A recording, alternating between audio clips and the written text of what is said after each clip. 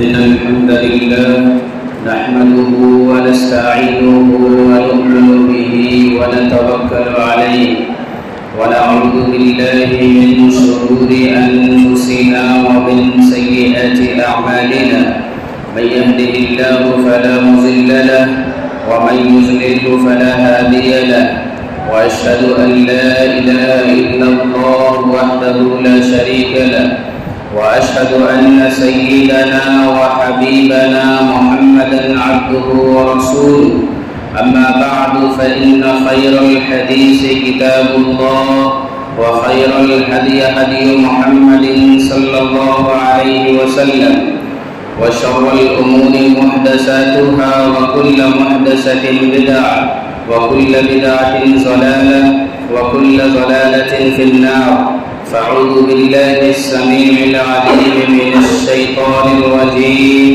بسم الله الرحمن الرحيم واتخذ الله إبراهيم خليلا. محترم سامعین کرام، جیسا کہ ہم تمام لوگوں کو معلوم ہے کہ آج کا دن بہت ہی عظمت والا دن ہے. اللہ کے نبی صلی اللہ علیہ وسلم نے فرمایا اعظم ایام الدنیا، دنیا کے اندر اگر سب سے کوئی زیادہ عظمت والے دن ہو سکتے ہیں، سب سے زیادہ کوئی عظمت والا دن ہو سکتا ہے تو وہ یوم النحر کا دن ہے، وہ قربانی کا دن ہے. جس دن میں آج ہم داخل ہو چکے ہیں، یہ دن اللہ کے نزدیک سب سے زیادہ عظمت والے ایام میں سے ایک ایام ہے، اور اس دن سب سے زیادہ محبوب عمل جو اللہ رب العالمین کو ہے وہ قربانی کرنا ہے. یہ اللہ کے نزدیک بہت ہی زیادہ محبوب عمل ہے. یہ سنت ابراہیمی ہے، ابراہیم علیہ السلام کی سنت ہے، جس کو اللہ کے رسول صلی اللہ علیہ وسلم کے طریقے کے مطابق مسلمانان عالم انجام دیتے ہیں. اور اللہ رب العالمین نے ابراہیم علیہ السلام کے سلسلے میں ذکر کیا کہ ابراہیم علیہ السلام کو اللہ رب العالمین نے اپنا خلیل بنایا. واتخذ اللہ ابراہیم خلیلا، خلیل ایسے نہیں بنا لیا.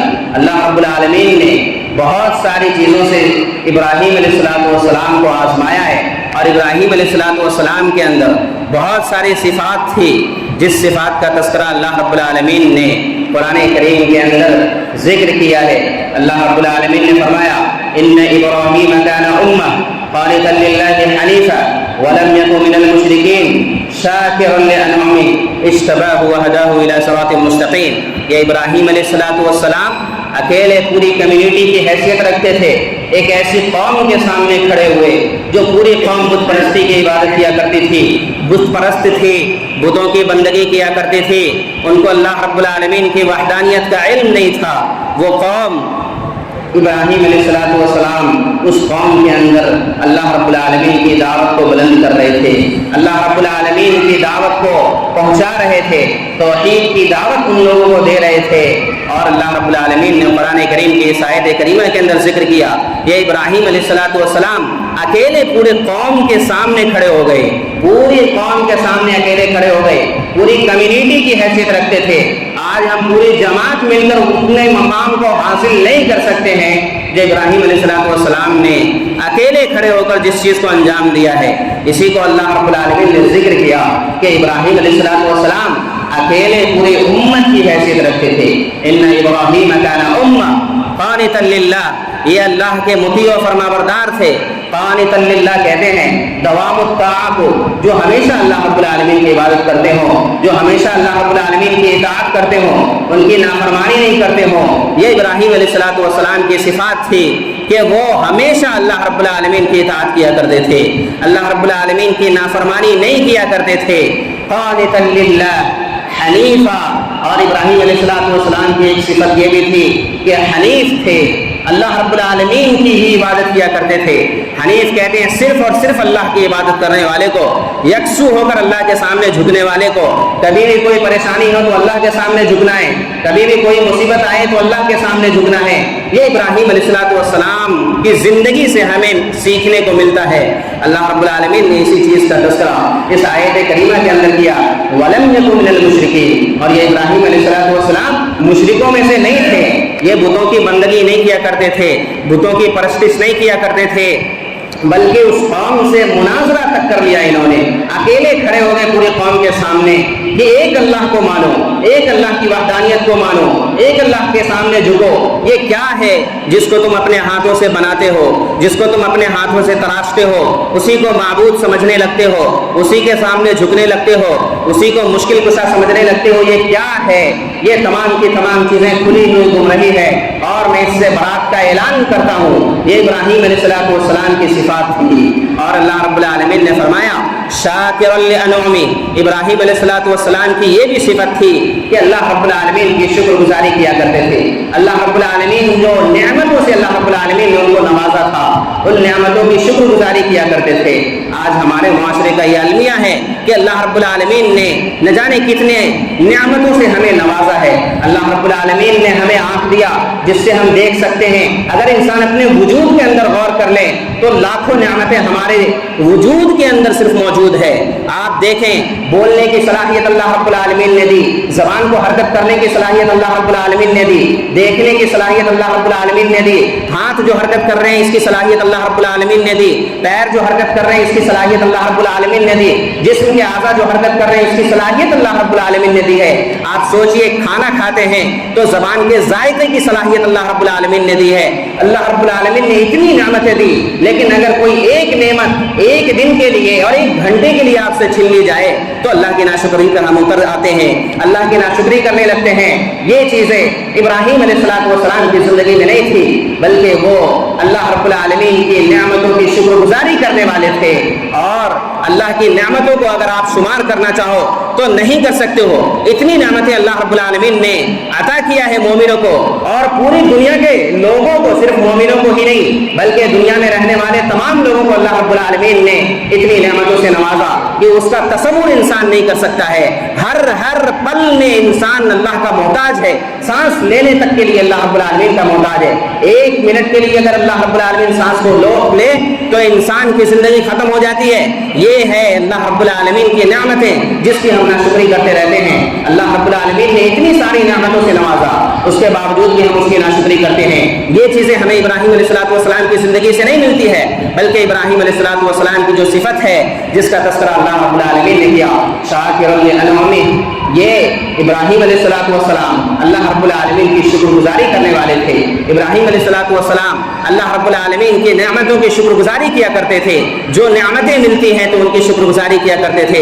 آپ سوچئے کتنی پریشانیوں سے ان کو آزمایا گیا ہے، کتنا آزمایا گیا ہے، اس کے باوجود بھی کبھی زبان پر ناشکری کے الفاظ نہیں آئے۔ اللہ رب العالمین نے اس کا تذکرہ اس آیت کریمہ کے اندر کیا ہے۔ اس کے بعد اللہ رب العالمین نے خلافت عطا کیا، اس کے بعد اللہ رب العالمین نے امامت عطا کیا۔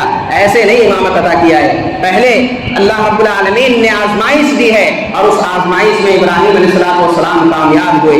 اس کے بعد اللہ رب العالمین نے اپنے نبی جناب محمد رسول اللہ صلی اللہ علیہ وسلم کو یہ حکم دیا، ثم اوحینا الیک ان اتبع ملت ابراہیم حنیفا۔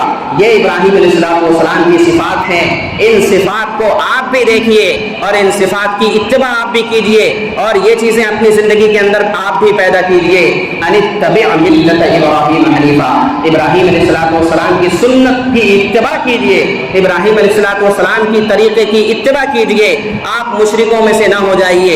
یہ اللہ کے نبی جناب محمد رسول اللہ کو اللہ رب العالمین کہہ رہا ہے، اور ابراہیم علیہ السلام کی صفات کا تذکرہ کرنے کے بعد اللہ کے نبی صلی اللہ علیہ وسلم کو یہ حکم دیا جا رہا ہے کہ آپ بھی جناب محمد رسول اللہ صلی اللہ علیہ وسلم کو حکم دیا جا رہا ہے، آپ بھی ابراہیم علیہ السلام کی اتباع کیجئے۔ جس طریقے پر ابراہیم علیہ السلام تھے اس طریقے کو اپنی زندگی کے اندر نافذ کیجئے۔ چنانچہ اللہ کے نبی صلی اللہ علیہ وسلم کی زندگی بھی دیکھ لیا جائے، کس طریقے سے پوری قوم کے سامنے اکیلے تنہا شخص ہے، پورے مکے کے اندر اکیلے تنہا شخص ہے جو اللہ کی وحدانیت کے لیے کھڑا ہوا ہے۔ صفا پہاڑی کا واقعہ دیکھ لیجئے، پوری قوم کے لوگوں کو بلایا گیا اور کہتے ہیں قولوا لا الہ الا اللہ تفلحوا تملک العرب والعجم، تم لا الہ الا اللہ کہہ لو، عرب کے مالک ہو جاؤ گے، عجم کے مالک ہو جاؤ گے، دنیا تمہاری جوتی کے نیچے ہوگی، تم صرف اللہ کو ماننے والے تو بن جاؤ۔ اس کے بعد کیا ہوتا ہے؟ اپنے جو ہوتے ہیں وہی سب سے پہلے خلاف ورزی کرتے ہیں۔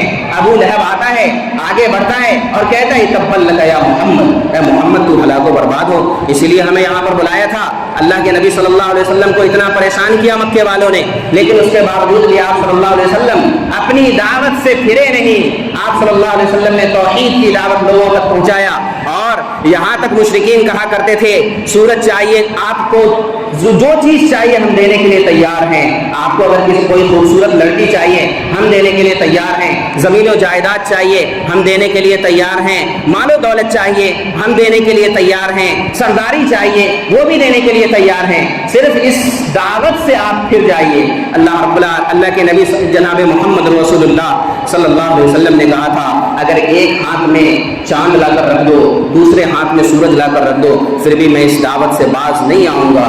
یہ جناب محمد رسول اللہ صلی اللہ علیہ وسلم کا استقامت تھا، جو ابراہیم علیہ السلام کے طریقے پر اللہ کے نبی صلی اللہ علیہ وسلم بھی اس دعوت کو دنیا کے اندر پہنچا رہے تھے۔ آج جو ہم موحد ہیں، کلمہ گو ہیں، اللہ کی وحدانیت کو ماننے والے ہیں، وہ کس وجہ سے ہیں؟ وہ اللہ کے نبی صلی اللہ علیہ وسلم کی انہی تبلیغ کے نتیجے میں ہیں۔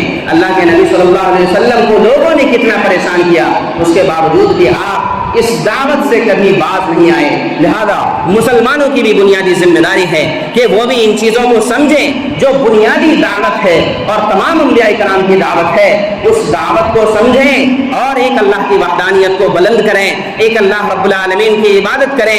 معاشرے اور سماج کے اندر اگر ایسے افراد ہیں جو مشرک ہیں یا شرک کا ارتکاب کرتے ہیں تو ایسے لوگوں کو سمجھایا جائے، ایسے لوگوں کو بتایا جائے، ایسے لوگوں کو بتایا جائے کہ یہ قربانی بھی اسی کی یادگار ہے، یہ ابراہیم علیہ السلام کی زندگی کی ایک یادگار ہے کہ اللہ کی اطاعت کرنی ہے، اللہ کی اطاعت میں کسی کو دوسرے کو شریک نہیں کرنا ہے، اللہ رب العالمین کی ہی عبادت کرنی ہے۔ اسی طریقے سے ابراہیم علیہ السلام کی زندگی سے اور ہمیں کیا ملتا ہے؟ ابراہیم علیہ السلام کی زندگی کی اتباع جو لوگ نہیں کرتے ہیں ان لوگوں کو اللہ تعالیٰ نے یہاں تک کہا کہ یہ لوگ ایسے ہیں جو عقل و خرد نہیں رکھتے ہیں، عقل کی صلاحیت اللہ رب العالمین نے ایسے لوگوں سے سلب کر لی ہے، عقل و خرد اللہ رب العالمین نے ایسے لوگوں سے چھین لیا ہے۔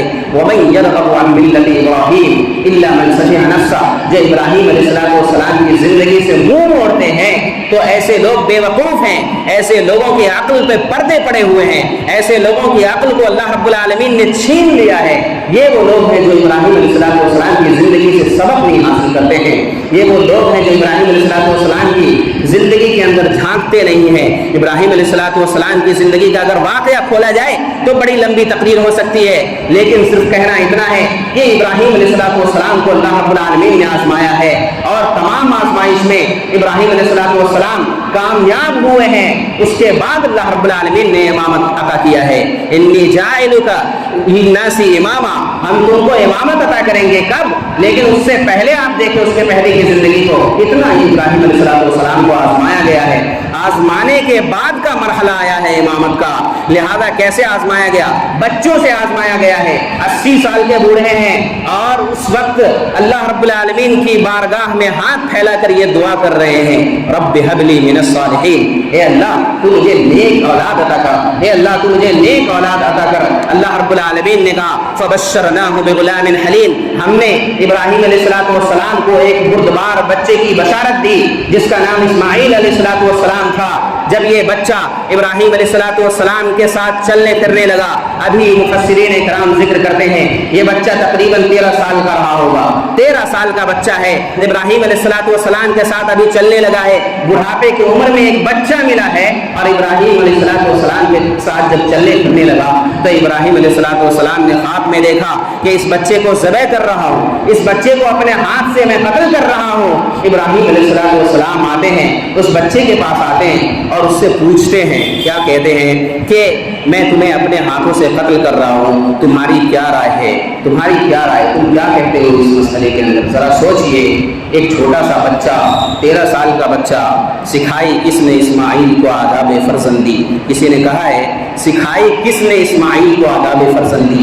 یہ آداب فرزندی کس نے سکھائی؟ ایک باپ اپنے بیٹے کو یہ کہہ رہا ہے کہ میں تمہیں ذبح کرنا چاہتا ہوں تو بیٹا کیا کہہ رہا ہے؟ یا ابت افعل ما تؤمر ستجدنی انشاءاللہ من الصابرین، اے ابا جان آپ کو جو حکم ملا ہے اسے کر گزریے۔ ذرا سوچئے ایک باپ اپنے بیٹے کو قتل کرنے کی بات کر رہا ہے، ایک باپ اپنے بیٹے کو ذبح کرنے کی بات کر رہا ہے، اور بیٹا کتنے پیار بھرے انداز میں کہہ رہا ہے۔ اسی کو شاعر نے کہا سکھائی کس نے اسماعیل کو آداب فرزندی، یہ فرزندی کا آداب کس نے سکھایا، اس بچے کو اتنے آداب کس نے سکھائے۔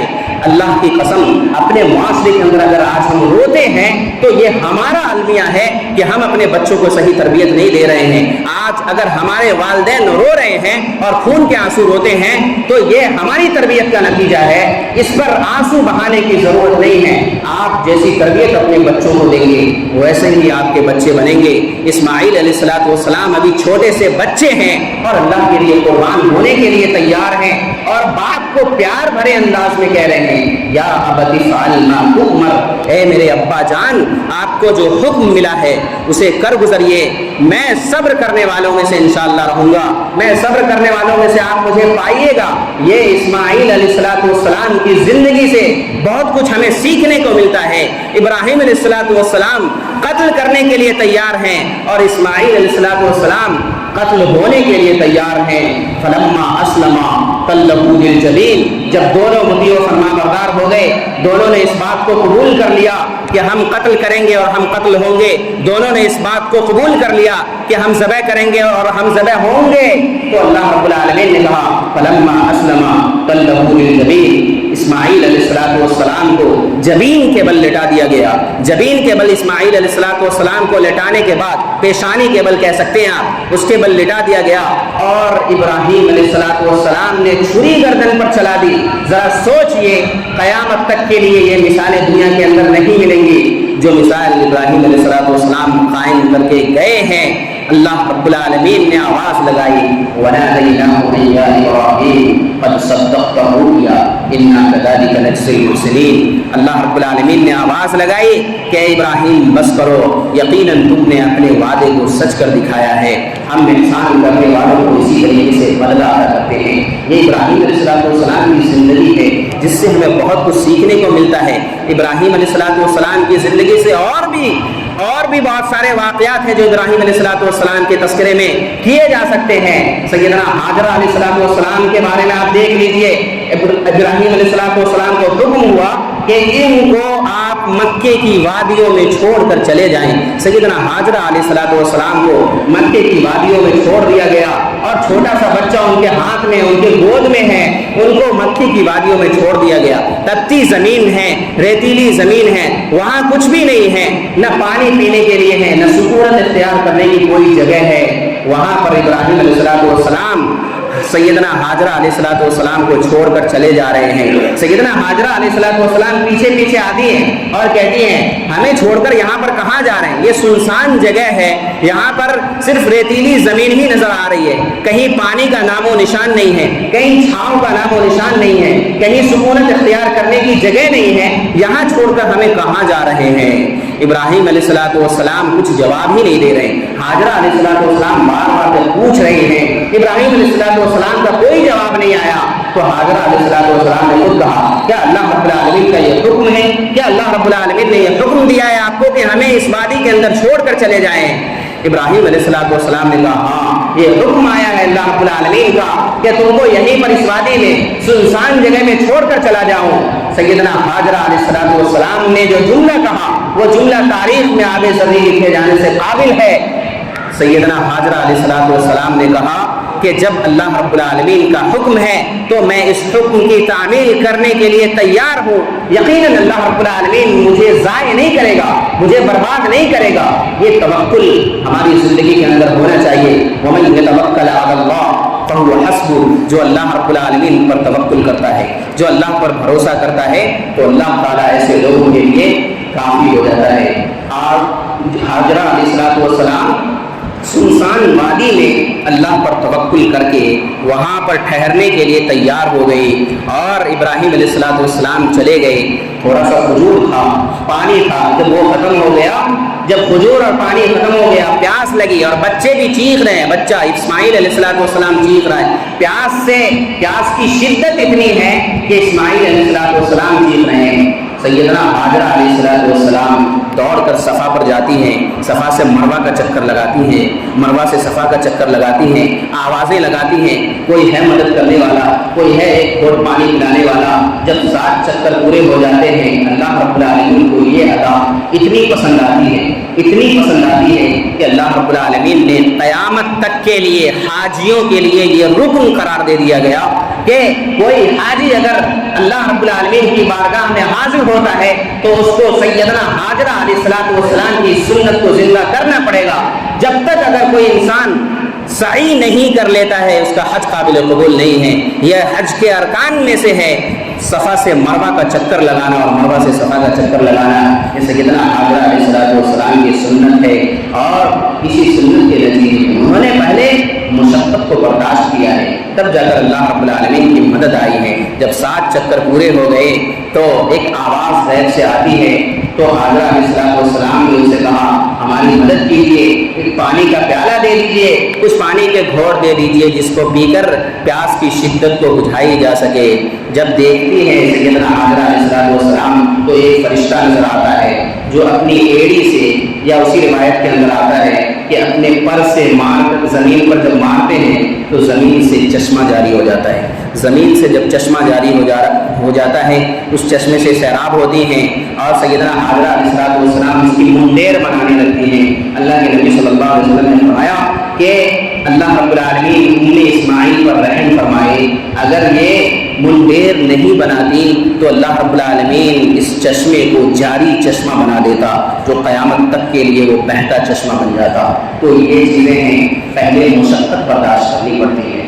آج ہمیں تھوڑی سی مشقت آ جاتی ہے، تھوڑی سی پریشانی آ جاتی ہے تو ساری نعمتیں دھری کی دھری رہ جاتی ہیں، ساری نعمتوں پر ہم پانی پھیر دیتے ہیں، اللہ رب العالمین کی ناشکری پر اتر آتے ہیں۔